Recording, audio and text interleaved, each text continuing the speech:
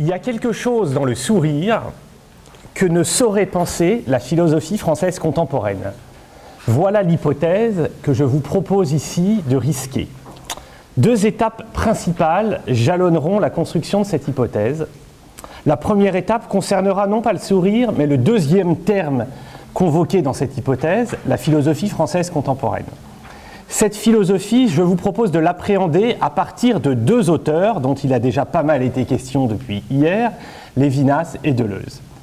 Précisément, je vais m'attacher à suggérer combien les deux philosophies de Lévinas et de Deleuze, aussi hétérogènes soient-elles, obéissent cependant à une même exigence: faire valoir à travers l'examen du visage le surgissement comme tel d'un dehors. Le surgissement d'un dehors. Une percée, une fuite, comme une fuite d'eau, l'image est de Deleuze, un cri. Voilà comment je vous propose ici de penser ce surgissement d'un dehors, cette percée, cette fuite. Le cri, ce sera donc ici ce qui, du visage, perce ou fuit. Si la philosophie française contemporaine, du moins celle à laquelle on peut accéder depuis Deleuze et Lévinas, si cette philosophie donc manque le sourire, c'est parce qu'elle privilégie dans son examen du visage le cri. Voilà donc ce que je vous propose de soutenir dans un premier temps. La seconde étape consistera à faire signe vers ce qui, de mon point de vue, se soustrait à ce motif du cri et à cette philosophie française contemporaine, le sourire donc, du moins le sourire qui est approché par certains récits de Maurice Blanchot. Si je devais marquer très vite cette différence entre le sourire et le cri, je dirais le sourire est trop léger, trop silencieux, trop léger, trop silencieux chez Blanchot pour pouvoir percer ou fuir de lui-même, pour pouvoir crier. Quelques mots encore avant d'attaquer sur la difficulté peut-être du propos qui va être le mien. En effet, il va peut-être vous paraître un peu abstrait dans la mesure où il s'agit, avec Blanchot, de problématiser des philosophies, celles de Lévinas et de Deleuze, qui peuvent déjà elles-mêmes un peu surprendre quand on n'est pas familier de la philosophie française contemporaine. Une grande part de la difficulté tient, je crois, à ce que finalement, il s'agit de considérer que le corps, le visage, ne relève pas nécessairement d'une logique d'acteur ou même d'une logique d'action ou d'interaction. On se gardera en effet de penser que le cri ou le sourire, tel que nous proposons ici de les aborder, est assumé par un acteur qui crierait ou qui sourirait, ou même qu'il s'inscrive dans une logique d'action. Crier ou sourire, aussi paradoxal que cela puisse peut-être paraître, ce n'est pas à proprement parler agir ou interagir. Crier ou sourire, c'est plutôt déborder ou ouvrir le cadre même dans lequel l'action et l'acteur peuvent opérer. Non pas que le cri ou le sourire fasse définitivement disparaître les acteurs ou les personnes, il faudrait plutôt dire que le cri ou le sourire passe par des personnes, sans pour autant procéder de ces personnes ou de leurs actions. Comme s'ils attestaient, ce cri et ce sourire, que ces personnes et leurs actions étaient habitées, agitées ou encore enveloppées dans quelque chose de plus grand qu'elles. Attention, il ne s'agit bien sûr pas de dire que les théories de l'action, de l'interaction ou de l'énaction, comme celles que vous pourrez, je crois, voir ce soir avec Charles, ne sont pas valides. Mais plutôt que ce sont des lunettes conceptuelles particulières, ces théories qui, comme toutes les lunettes, ne voient pas tout, et en l'occurrence ne voient pas, je crois, toute la singularité du cri et du sourire. De même, du reste, il ne s'agit bien sûr pas de dire, muni d'un point de vue alimenté par les récits de Blanchot, que les philosophies du visage ou du corps de Lévinas et de Deleuze ne sont pas valides. Elles me semblent très inventives, mais elles manquent, je crois, un bout du corps, si je puis dire, le sourire. Premier temps, donc, Lévinas et Deleuze, le motif philosophique du cri. Ces deux philosophies sont hétérogènes, comme l'ont souligné ce matin Marjorie et Camille tout à l'heure. Il faut donc bien se garder de trop les rapprocher, même si c'est bien dans cette direction, souligner leur convergence, que l'essentiel de mon propos va être tourné. Pour ma part, si je devais marquer cette hétérogénéité, je soulignerais ceci.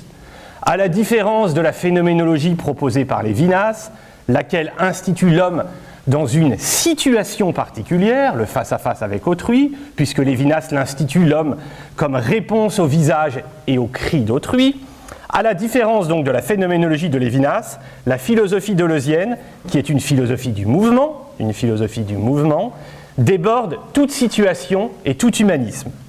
Pour Deleuze, en effet, l'essentiel se joue précisément, je crois, dans la sortie des situations, et notamment des situations face à face. Dans la sortie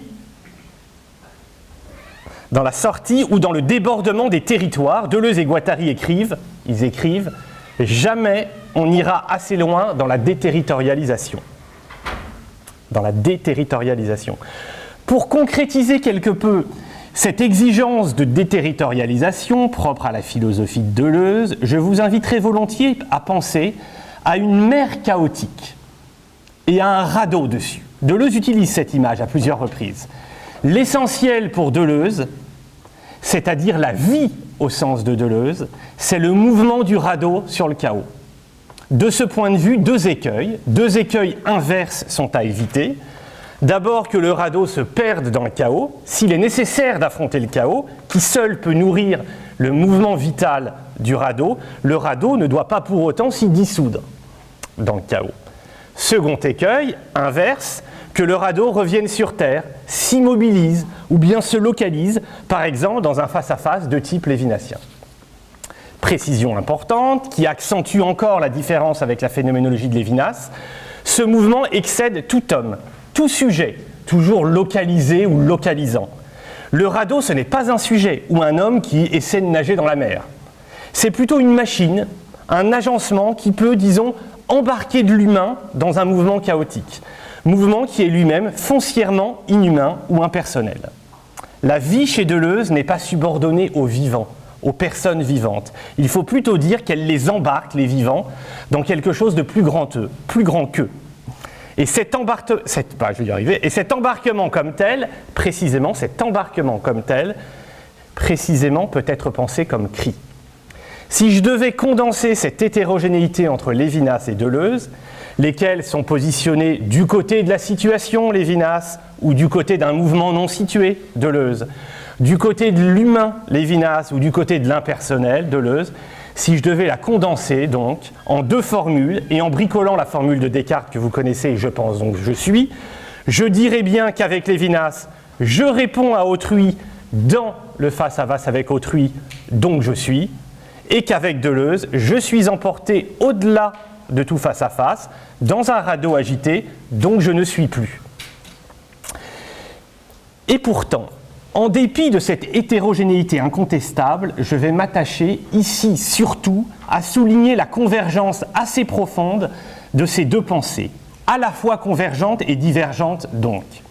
Je vais attaquer en revenant sur les deux pensées du visage que Lévinas et Deleuze proposent. On va croiser des éléments que vous avez déjà entendus depuis hier. Dans Totalité infinie, Lévinas oppose phénoménologiquement la révélation du visage et le dévoilement de la chose. La chose, pour se dévoiler au sujet, ou plutôt pour être dévoilée par le sujet, suppose un troisième terme, que la chose et que le sujet, un horizon, un contexte ou une totalité. Dévoiler une chose, c'est lui trouver une place dans un tout, écrit Lévinas. Pour le dire très simplement, dévoiler le sens de cette table, c'est l'inscrire dans un contexte, dans le contexte de cette salle. Et ainsi, le sujet maîtrise la chose, qu'il replace dans son contexte, comme on dit. Fabrice et François y ont insisté hier, la révélation du visage, elle, ne suppose pas un troisième terme. Comme l'écrit Lévinas, le visage se présente sans contexte. Du coup, sa révélation ne peut que déborder le pouvoir du sujet, qui n'est plus en effet en mesure désormais de le replacer dans son contexte. Ici, il faut être précis, que le visage se révèle sans contexte ne signifie pas qu'il relève d'une réalité en soi, déconnectée de notre monde et qui existerait on ne sait trop où. Non, le visage, précisément, perce notre monde, perce ou encore déchire tout contexte qui pourrait lui donner sens.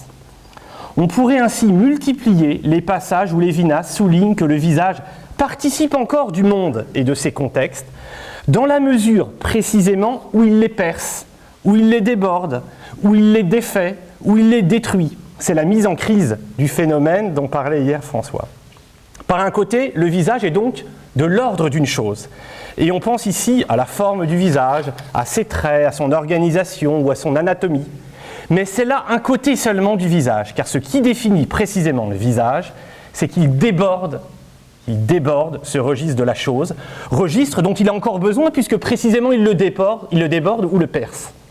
Lévinas écrit « Le visage, encore chose parmi les choses, perce la forme qui cependant le délimite. » Du point de vue de sa structure, si je puis dire, ce visage, ce n'est, à mon avis, que cette percée elle-même en tant que telle. Une percée. Donc oui, la philosophie de Lévinas est bien une philosophie du face-à-face avec autrui, une philosophie située en ce sens, mais dans ce face-à-face même, le visage d'autrui perce le monde, sort de tout contexte. Il relève bien dans ce sens précisément de la percée d'un dehors, de l'émergence ou encore de l'événement d'un dehors. Chez Lévinas, c'est cette percée événementielle qui surprend ou renverse le sujet en face du visage, et ainsi l'appelle le sujet à y répondre. Et là, avec cette réponse, on bascule sur le registre éthique de Lévinas, registre qui est non pas sans doute secondaire, mais vraiment second, je crois, dans sa philosophie. Jusqu'à un certain point, on retrouve cette opposition de la chose et du visage chez Deleuze.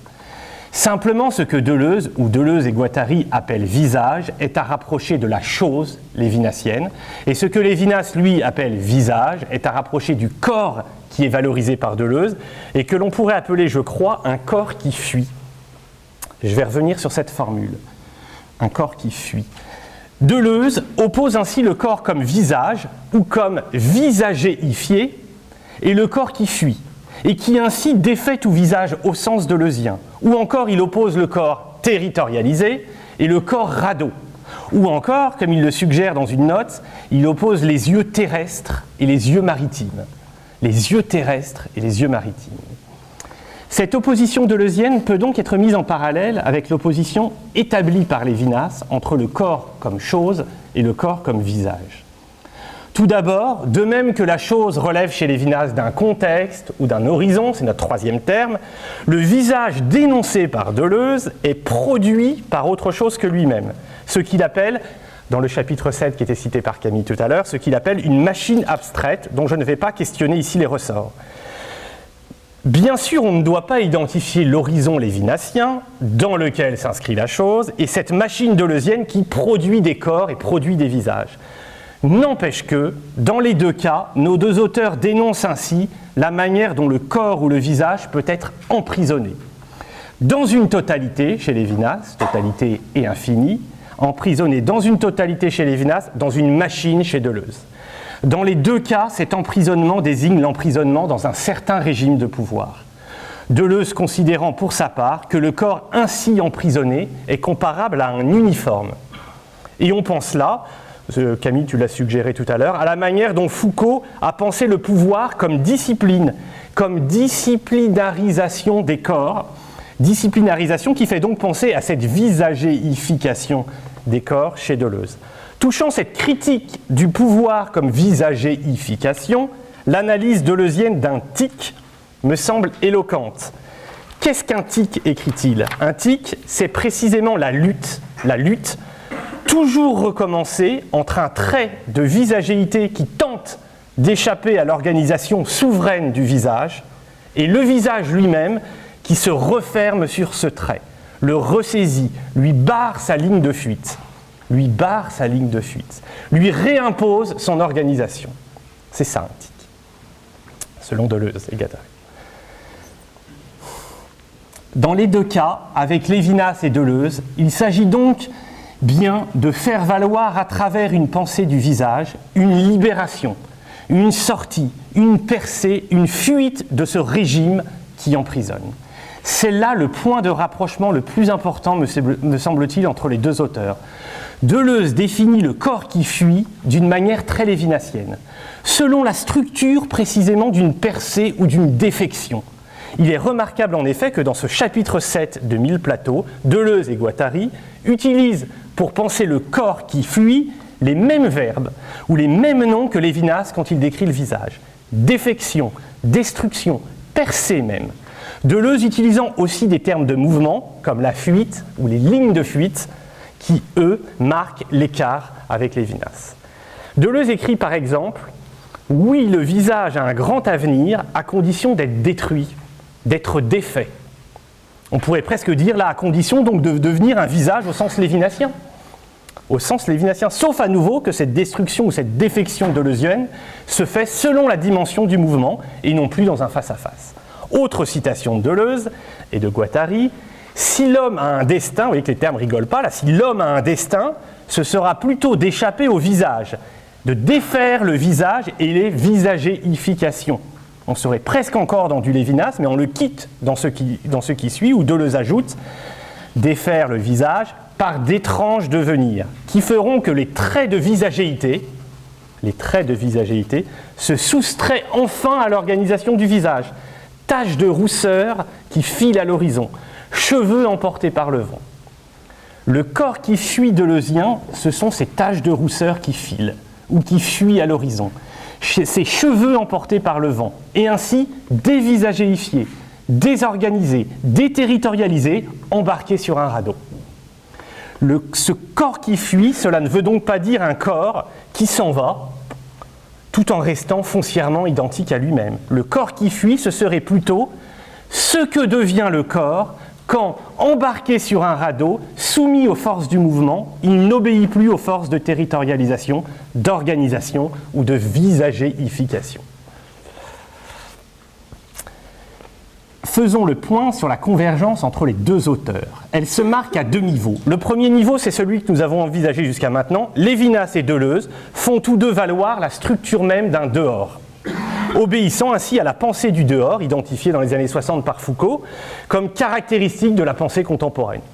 Encore une fois, avec ce dehors, ce qui importe, ce n'est pas d'établir un lieu ailleurs, qui serait soustrait définitivement, on ne sait pas comment, au régime de pouvoir qu'il s'agit de contester. Ce qui importe avec ce dehors, c'est bien plutôt précisément son émergence, la sortie comme telle, l'événement de la sortie.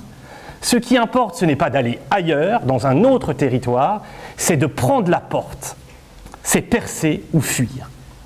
C'est dans ce dehors, dans cet événement du dehors, que se joue le visage authentique, ou du moins chez Deleuze, le corps authentique, en tant qu'il procède d'une dévisagéification.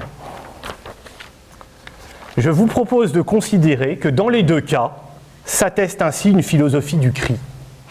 Le cri, n'est-ce pas en effet ce qui peut défaire ou détruire les traits ou l'organisation du visage? En tous les cas, cette idée de cri est présente aussi bien chez Lévinas que chez Deleuze.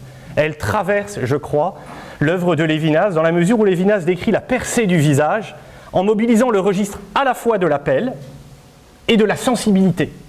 Le visage, ce n'est en effet pas simplement ce qui m'appelle, c'est aussi ce qui me touche et m'affecte. Or, le cri, n'est-ce pas précisément, le cri, cette conjugaison de langage et de sensibilité,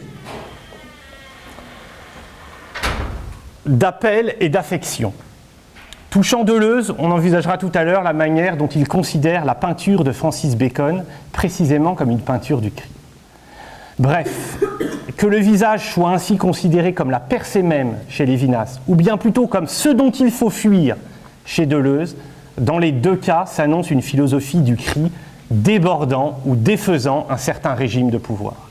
Le cri, c'est donc ce qui ne peut être contenu par le pouvoir. C'est ce qui lui échappe, ou encore le cri, c'est au-delà du pouvoir, au-delà d'un certain pouvoir. C'est le visage qui perce ou le corps qui fuit. Finalement, il faudrait distinguer deux cris. Le cri d'autrui, du visage d'autrui chez Lévinas, un cri perçant, en hauteur ou en transcendance, et un cri qui, chez Deleuze, plonge dans le mouvement, dans le chaos, un cri fuyant peut-être, plutôt en profondeur qu'en hauteur. On peut rapprocher nos deux auteurs à un second niveau, qui concerne non plus la structure du dehors ou le motif du cri, mais le statut de l'art dans leur pensée du visage ou du cri. Je dirais que leurs deux philosophies relèvent de ce que l'on peut appeler avec Badiou la condition artistique de la philosophie française contemporaine.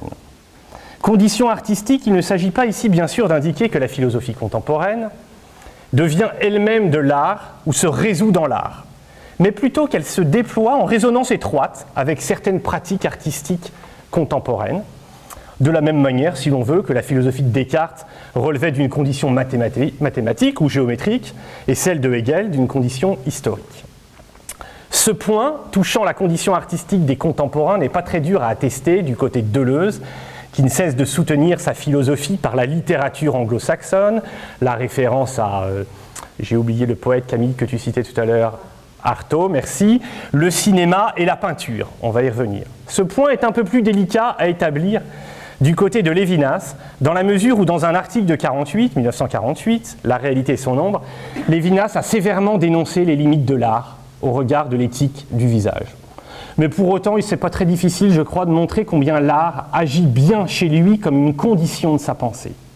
On pourrait ainsi montrer sans difficulté combien son écriture elle-même, l'écriture de Lévinas, requiert une authentique dimension littéraire pour arriver à dire, ou à dédire, ou à redire la percée même du visage.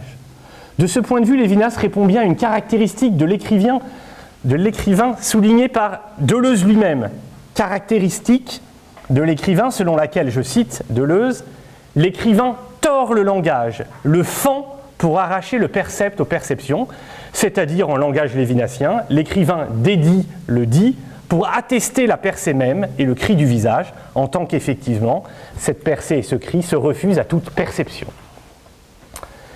Je tiens ici à attester de la condition artistique de nos deux philosophes en vous montrant, même rapidement, deux œuvres dont on ne dira pas trop vite qu'elles illustrent cette philosophie lévinassienne ou deleuzienne du cri.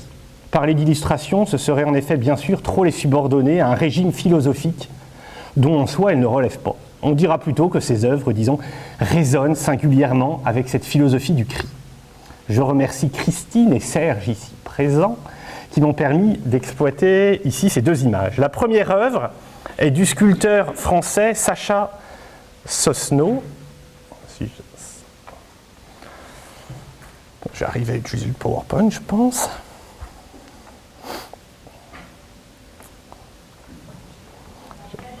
Bah ouais, la flèche, normalement, ça le fait, mais...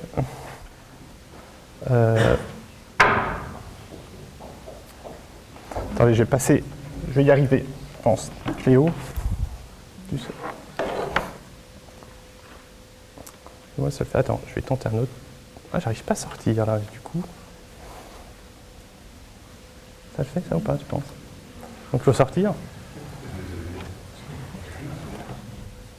Tu dis, Nicolas?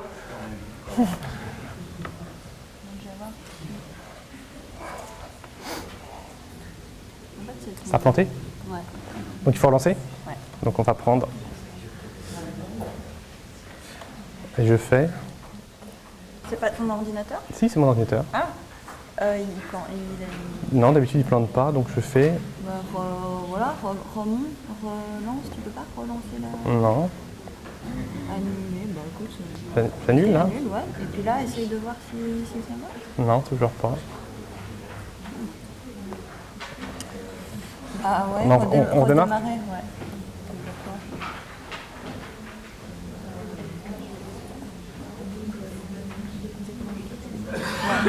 Ça arrive ça? Qu'il soit gelé? Ouais, malheureusement, je crois qu'il va falloir appuyer redémarrer. longtemps sur Ouais. le... Ouais. Il va Merci. pas trop aimer, mais Bon, il va s'en remettre. c'est bon là, je pense. Et hop, On relance? reprend. Ouais, merci. Il va pas être très content. Il va peut-être demander un redéménage en échec. Démarrer Windows normalement, ça va le faire ça, non? Ouais, ça devrait être bien. Voilà, en avant. Tchac. Donc je pense qu'il faut peut-être le remettre là, mais... Ah, il faut le mettre avant le démarrage Ah, habituellement. je sais pas, c'est peut-être pour ça que j'ai merdouillé, parce que je l'ai mis avant le Peut-être qu'il démarrage. a pas aimé.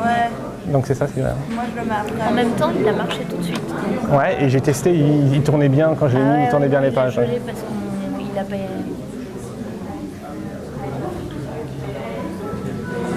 Ça va, on avait un peu d'avance. Ouais, c'est ça.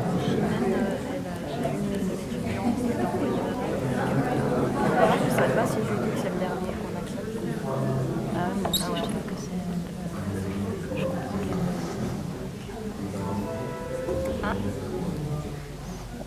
que... Là, vous allez pouvoir suivre. Tchac. Ouais. Ça repart, et donc on va, par contre, on va attendre. Même. Il repart très bien, tu vois, il n'a pas Oui, trop râlé. Il n'a pas du tout... Farm, philo, c'est là. Voilà, tu peux commencer commencer déjà à le Tu crois pas qu'il faut attendre qu'il lance? Attends, non. À partir du moment où l'ordinateur...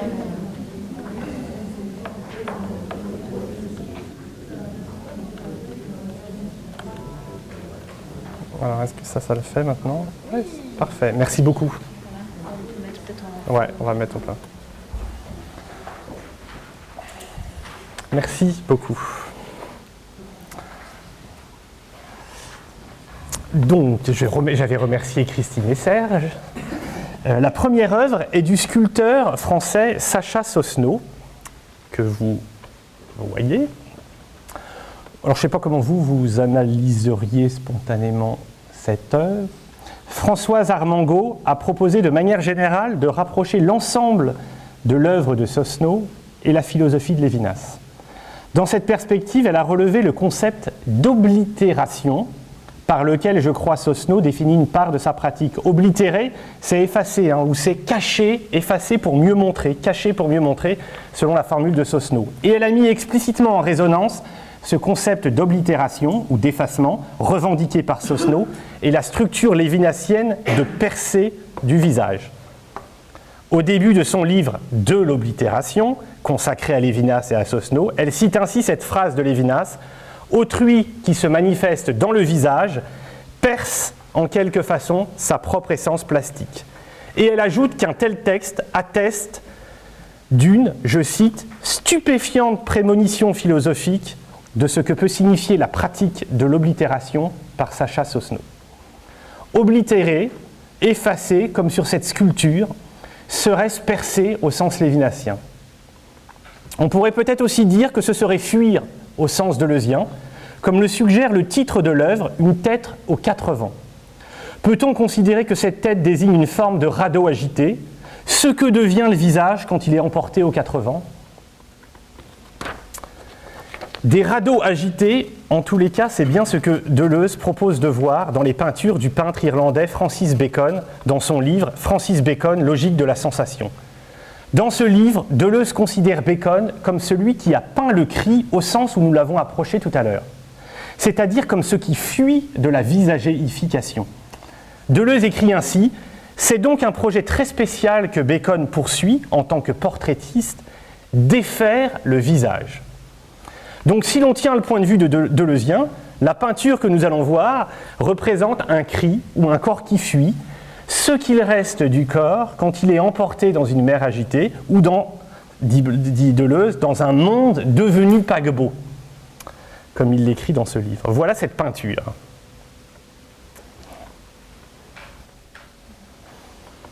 Alors, je ne sais pas exactement ce que vous voyez dans cette peinture. C'est une des 3 composantes d'un triptyque de Bacon inspiré d'un poème d'Eliot qui s'appelle « Sweeney agoniste ». Je n'ai pas trouvé ces 2 mots dans le dictionnaire. Agoniste désigne peut-être des supplices et Sweeney... C'est un nom propre. Donc ça serait les supplices de Sweeney? Merci. Si j'en crois l'analyse de Deleuze, il y a une veste ou une manche de veste sur une chaise.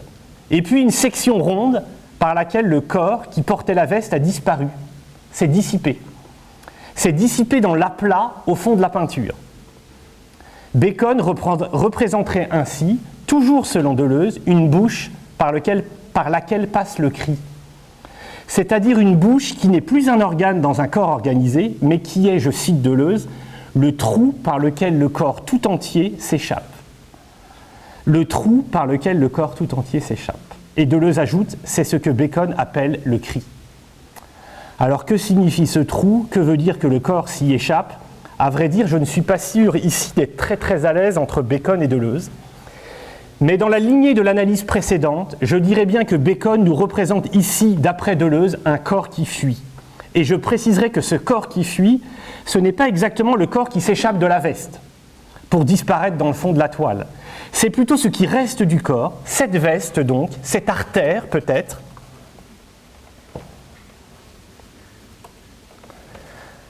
cette artère peut-être, ce qui reste du corps quand il est désorganisé, défait, embarqué dans le radeau ou dans le paquebot, le reste du corps s'étant dissipé ou échappé lui dans le chaos. Comme si le corps qui fuit, le radeau, cette veste, impliquait aussi un corps dissipé ou noyé dans le chaos, dans la mer agitée. Ce serait peut-être un second sens porté par cette formule, corps qui fuit. Elle désignerait non pas seulement ce qui reste du corps, dans le radeau, mais aussi ce qui, dans ce même mouvement de déterritorialisation, dans ce cri, s'est dissipé, a fui ou a disparu dans le chaos. Comme si défaire le visage ou dévisagéifier le corps impliquait non seulement des bouts de corps restants et fuyants, en deçà de toute organisation corporelle, mais aussi une dissipation ou une dissolution du corps dans le chaos. Et c'est ainsi, je crois, que Bacon peut accomplir la tâche même de l'art, selon Deleuze, rendre sensible ou rendre visibles les forces invisibles du chaos. Les corps peints par Bacon, ces radeaux, sont donc bien en prise et en lutte avec deux forces. Les forces de territorialisation ou d'organisation qui veulent les ramener sur Terre et les soumettre à l'organisation normale du corps, et les forces chaotiques qui, au contraire, tendent à les emporter et à les dissoudre. Entre ces deux forces, tiraillée par ces deux forces, mais y résistant comme elle peut, il y a cette veste saignante. Voilà pour ces deux œuvres, en résonance donc avec cette philosophie lévinassienne ou deleuzienne du cri. Ce que je voudrais suggérer dans la dernière partie de cette intervention, c'est qu'il est possible de se soustraire avec Blanchot à cette philosophie ou à cette logique contemporaine du cri. J'ai un petit détail, je ne vois pas très bien. Est-ce qu'à droite, c'est une tête coupée, parce qu'il y a un cou coupé, et est-ce que c'est la tête coupée en hauteur? Je ne sais pas, qu'est-ce que tu en penses? Ah, mais si je pose la question, c'est que... Ouais, mais je sais. Et si je te réponds ça, c'est que...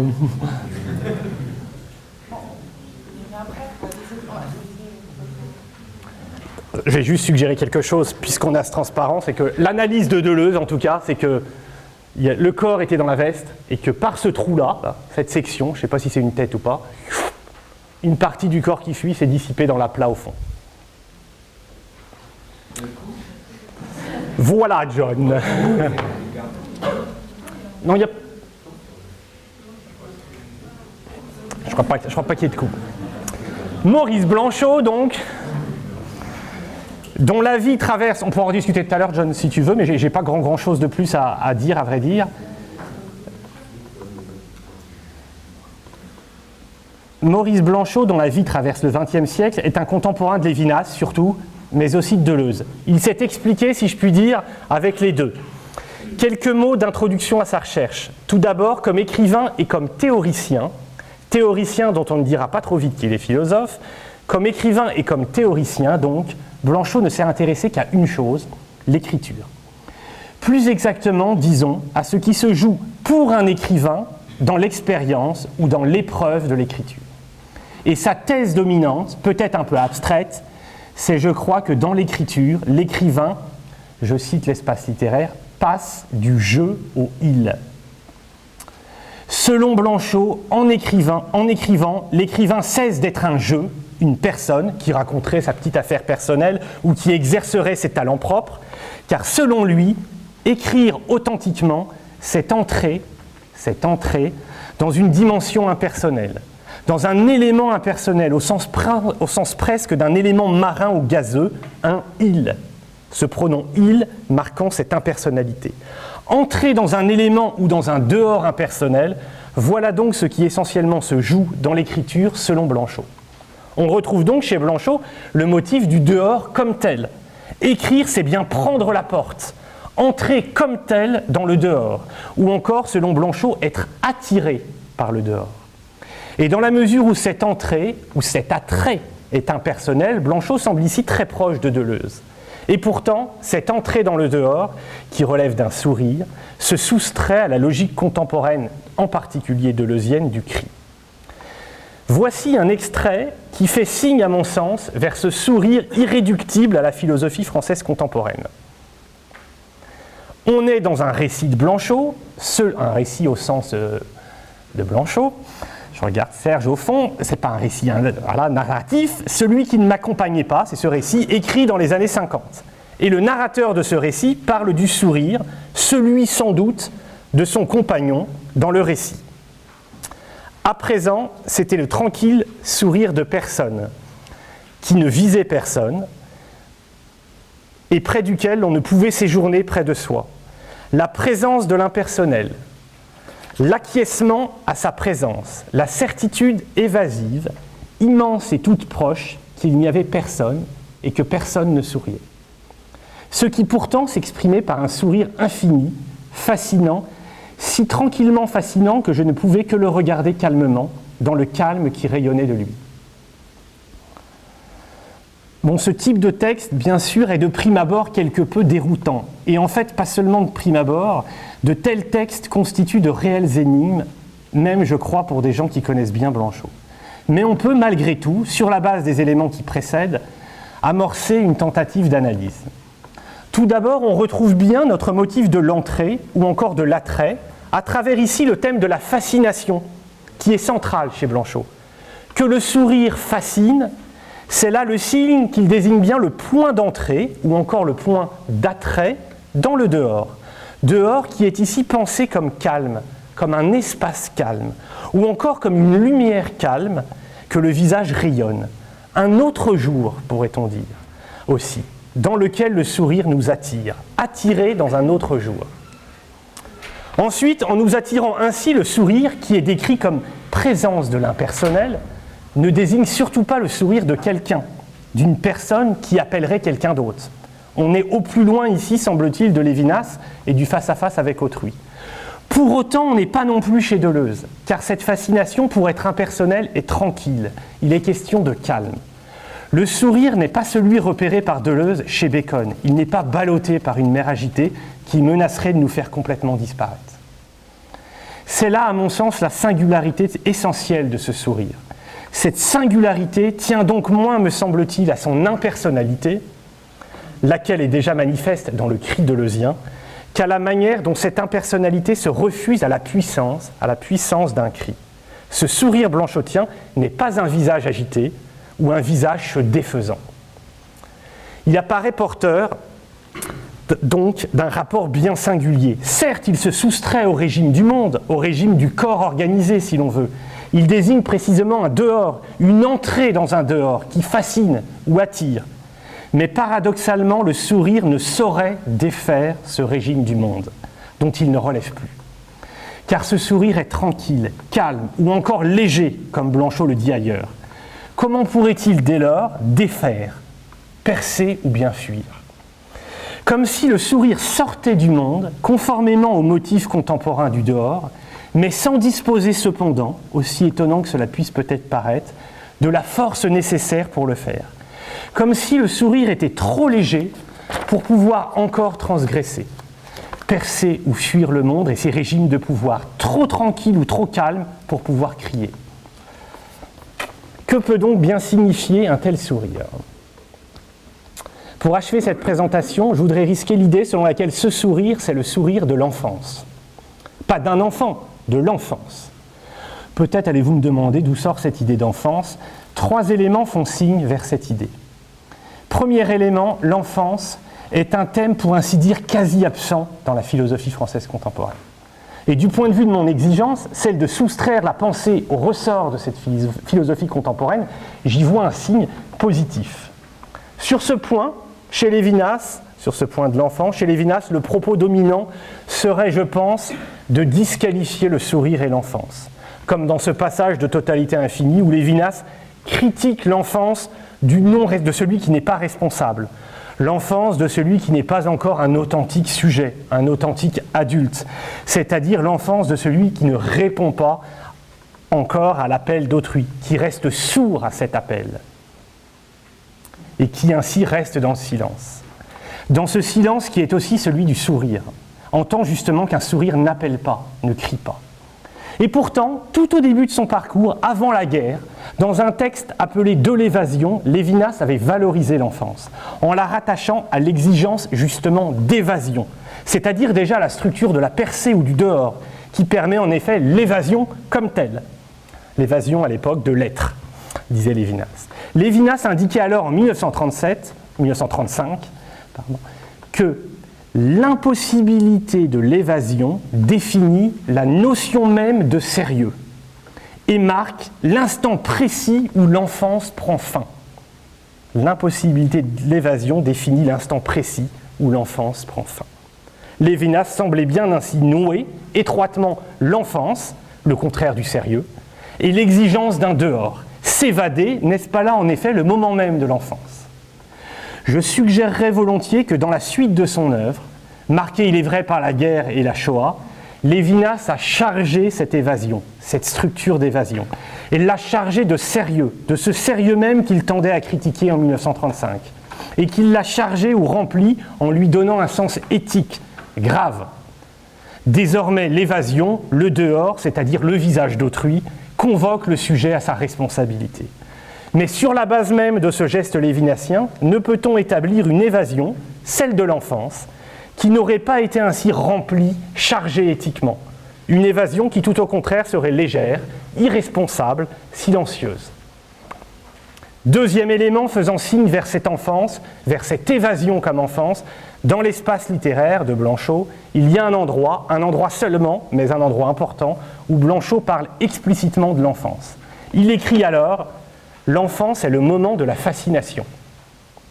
Puis ajoute que cet âge d'or, celui de l'enfance donc, semble baigner dans une lumière splendide. Dès lors, il paraît bien nécessaire de considérer que le sourire blanchotien, en tant qu'il fascine et attire, en tant qu'il fait entrer, comme on l'a vu, dans un autre jour, une autre lumière splendide peut-être, il paraît bien nécessaire donc de considérer que ce sourire relève de l'enfance. Troisième élément, à mes yeux déterminant, innocence, irresponsabilité, insouciance, gaieté, joie, jeunesse, caprice. Toutes ces dimensions sont très présentes dans le récit, celui qui ne m'accompagnait pas, tout comme dans cet autre récit de Blanchot contemporain qu'est Le Dernier Homme. Le Dernier Homme. Je le refais, innocence, irresponsabilité, insouciance, gaieté, joie, jeunesse, caprice. Ces dimensions donnent bien à penser qu'un climat d'enfance baigne ces récits. Et ce climat concerne tout particulièrement le sourire, que Blanchot rattache en effet directement dans ces deux récits à l'innocence, à la gaieté, à la joie ou encore à l'épanouissement. Sourire de l'enfance, voilà donc ce vers quoi Blanchot ferait signe. Peut-être cela signifie-t-il qu'il y a une part dans le sourire qui allège, une part dans le sourire qui se soustrait à la gravité de nos forces ou de nos faiblesses d'adultes, et plus encore à la gravité de la puissance de type deleuzien qui peut nous embarquer dans des radeaux agités. Le sourire d'enfance, ce serait alors non pas un retour de notre enfance, puisque ce sourire blanchotien il est impersonnel, mais ce serait plutôt ce rapport au monde des adultes, ce rapport aussi sans doute à la philosophie, y compris à la philosophie contemporaine du cri, un rapport qui serait un rapport d'extériorité, disons, un dehors, mais un dehors d'enfance qui, innocent, indifférent peut-être, ne déferait pas, ne percerait pas ou ne ferait pas fuir le régime des adultes. Et de ce point de vue, peut-être faudrait-il distinguer l'enfance de l'adolescence. Un rapport ou un dehors dépourvu de toute gravité, sans événement, sans cette événementialité qui constitue encore le cri, s'évader léger, et donc paradoxalement s'évader sans fuir, fasciné sans fuir, fasciné par un autre jour qui tranquille ne fait pas événement, voilà donc peut-être ce que donne à penser le sourire blanchotien. Je vous remercie de votre attention.